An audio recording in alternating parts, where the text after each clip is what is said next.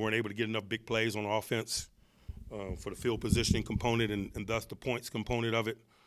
Because that's what you got to do when you play against a great defense in their venue. You're not going to drive the ball, 15-play drives and things like that. You need some chunks to comprise those scoring drives, and we knew that. We worked toward that. We just didn't connect on enough of them. And so, everybody, welcome to the Extra Point presented by Microsoft Surface. I'm Missi Matthews. The Steelers falling to the Browns in Cleveland 13-10 yesterday. No fourth quarter magic and a lot of things that went wrong that led to that loss. Let's welcome in our panelists so we can break it down for you as they get ready for another AFC North matchup. We have Arthur Moats, JMU Hall of Famer, Steelers Nation Radio. Wes Uhler, his partner in crime at SNR. And we also have Shelby Cassesse, a Steelers.com contributor. And guys, we've seen this story where you're almost comfortable at the end of a game when the Steelers, it could potentially end in the fourth quarter, a one-score game. But Arthur, yesterday things went very wrong. We understand with the style of play that we've been having this season, our margin for error is very small. You can't have turnovers, and at the same time, when we need that driver to at the end of the game, we have to get those drives.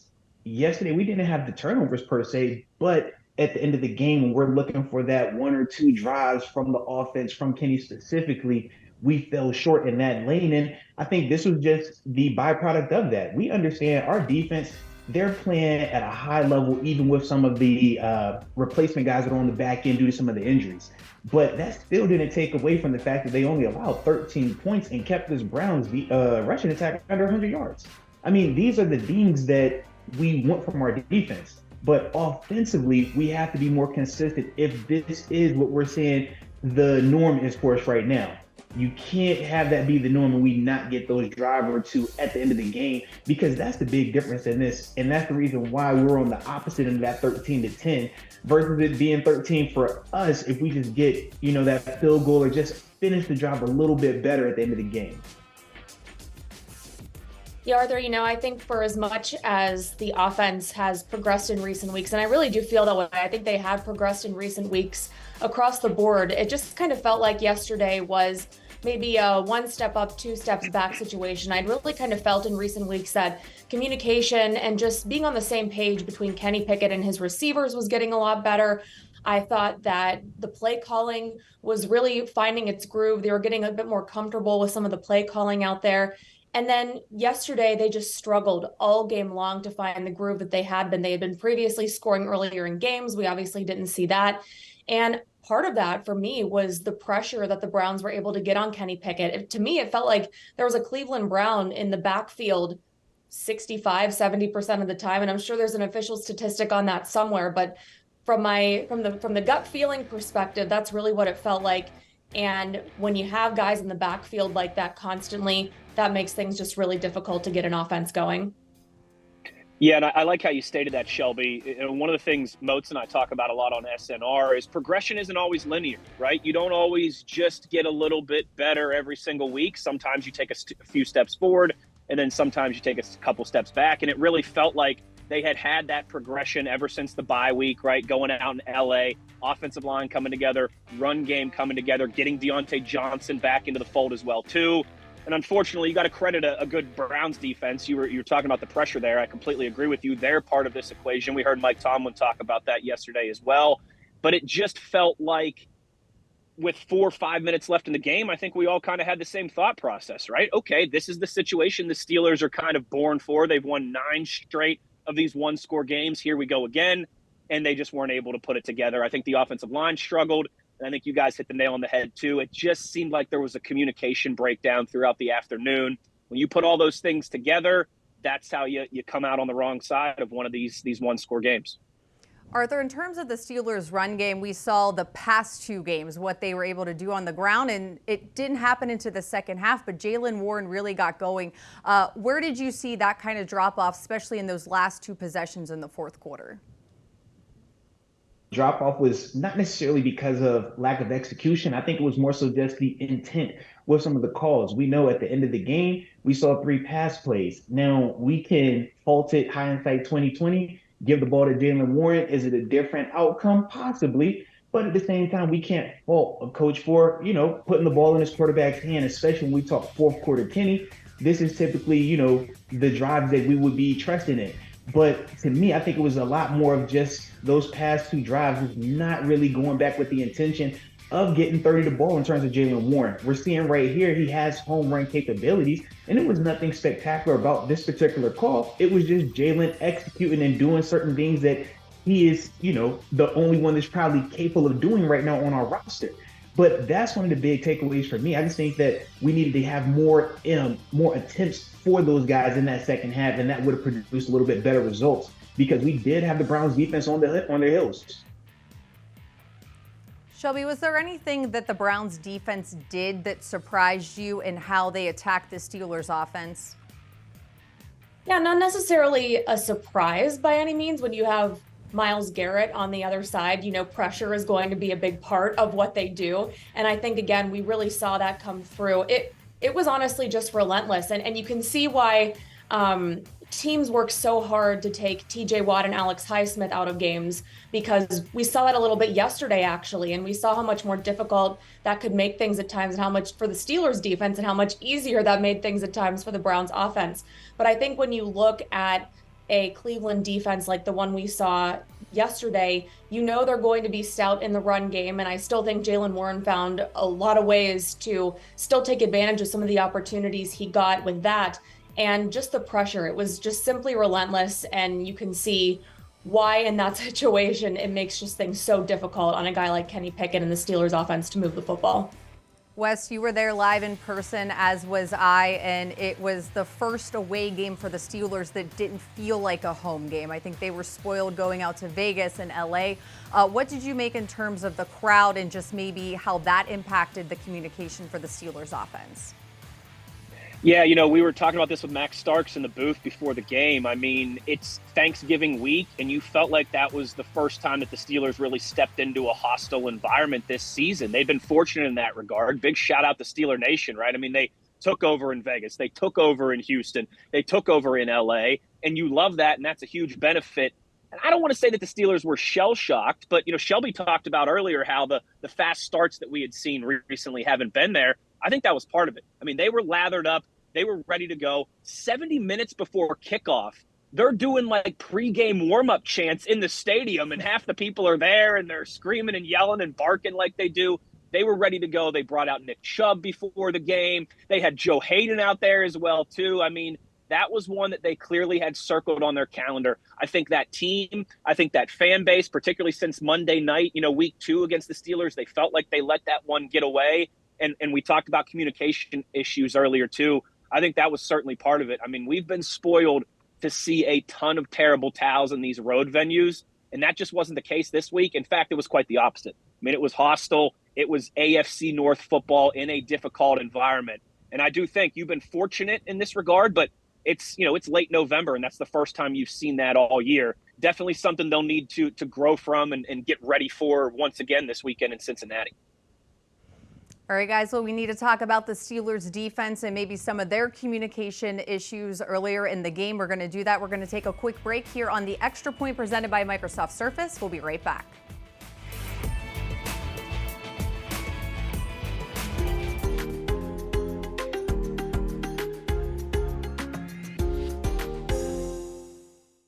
Want to get gear direct from the team? Shop all things black and gold at the official Steelers Pro Shop located at Acrisure Stadium.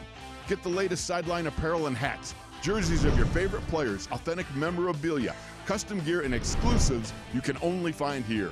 Don't forget, you aren't game day ready without a terrible towel. The Steelers Pro Shop has everything you need to be part of the legendary Steelers Nation. Come experience the Acrisure Stadium shopping environment or shop online at shop.steelers.com.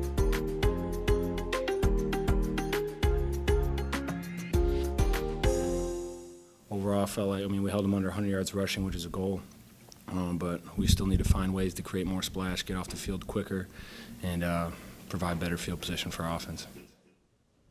Welcome back to the Extra Point presented by Microsoft Surface, everybody. Arthur, there you heard from TJ Watt, and we knew going in down Quan Alexander and Cole Holcomb, Landon Roberts played 100% of the snaps and was the guy who had to relay the defense's For them, though, it wasn't as loud maybe as a home game because of what the Steelers crowd would be doing, but still taking a timeout on that first series. What did you see from that unit yesterday?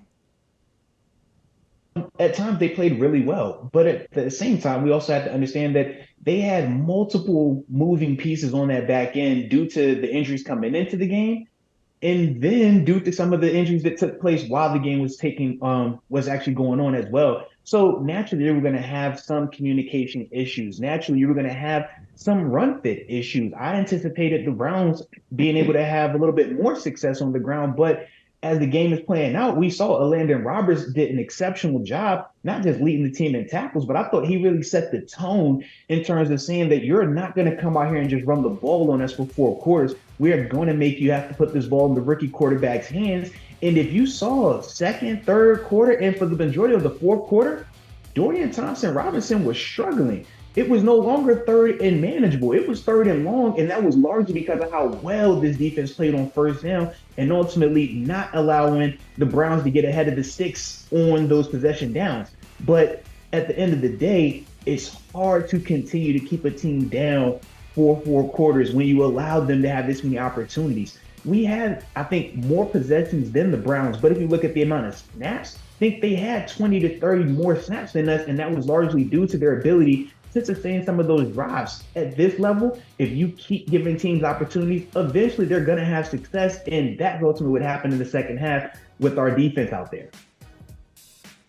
And honestly, I thought the Browns toward the end of the game, when you kind of see them have a different personality towards those last couple of drives, I truthfully thought some of their decision making got a bit better and more aggressive, of course, because it had to be more aggressive toward the end of the game when you want to drive downfield and score and wrap up and go home. But I thought for a while there, they kind of got stuck in this side-to-side passing game. They weren't really moving the ball upfield too well. And like Arthur said, they were able to sustain some of these drives.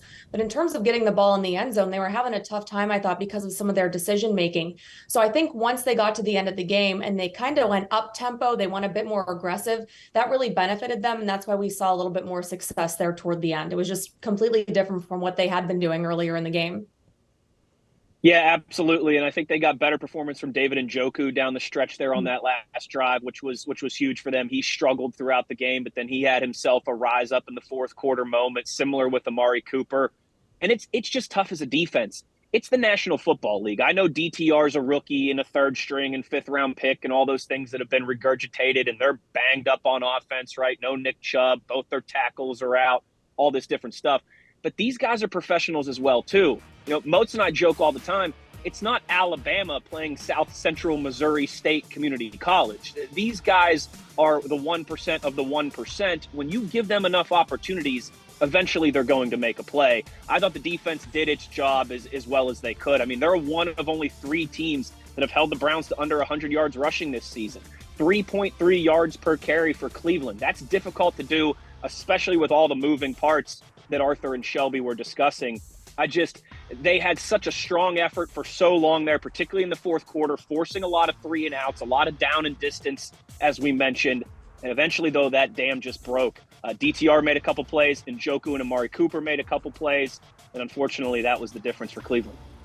Arthur, being in a locker room and knowing what the guys are probably feeling today, a not victory Monday after you won 2 straight, an AFC North game, you know what's at stake. Both teams came in with 6-3 records. When it feels like nothing's going right, how do you regroup? Is it easy because Cincy's on the table next, or is it something from within? You know, there were some players even mentioning possibly, talking amongst themselves moving forward too.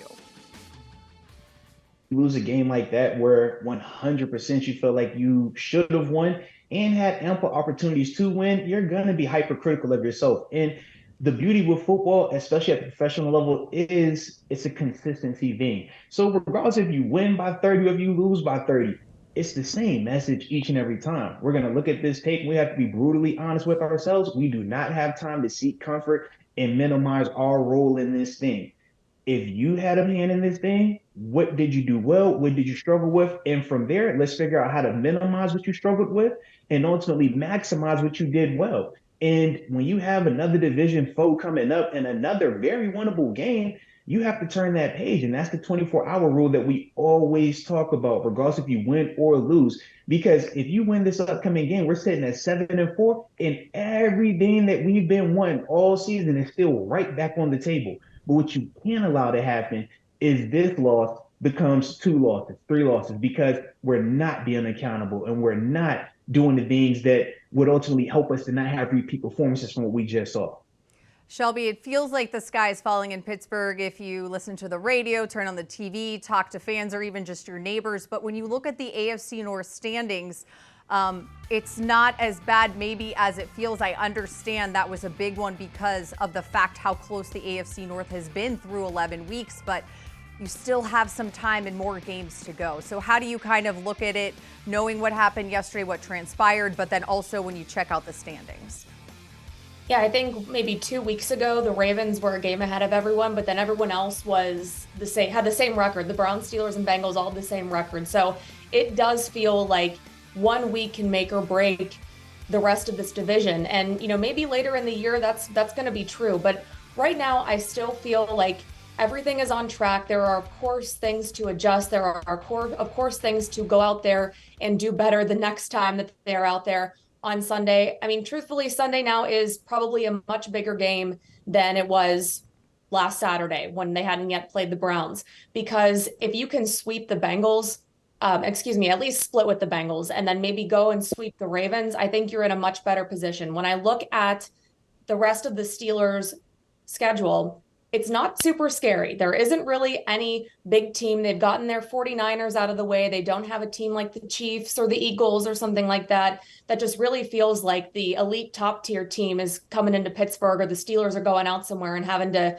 climb this uphill battle. They have winnable games the rest of the way. You can make an argument for every single one of these games the rest of the way that the Steelers have strengths where they can win. I think when you look at the divisional games, you can always kind of assume that you could see a game like yesterday where it's a dogfight the entire way and you are really tight and it's just one play that makes a difference here or there. Divisional games I tend to throw out in terms of, statistical preparation, just because you never know. And these teams know each other so well. So looking ahead to these games, I think they're winnable for the Steelers. And I think they have a good route toward the end of the season if they want to accept the opportunity.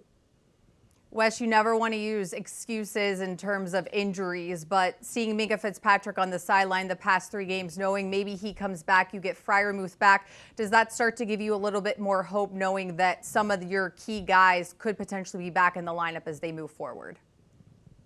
Yeah, absolutely. You hope the offense can gel a little bit now, maybe with Pat Freiermuth's return, more middle of the field action there that we've all been calling for as well, right? And then on the back end, some of that communication stuff. I mean, we all know, we just saw it against Green Bay a little over a week ago, right? Minkah Fitzpatrick acting as an assistant coach on the sideline. We all know how big he is for the communication for that defense and on the back end as well, too. And Thompson and Riley and those guys, again, they did a great job manning the fort. But Minkah Fitzpatrick is a perennial All-Pro for a reason, not only in his talent, but again, what he just means from a leadership standpoint to that defense.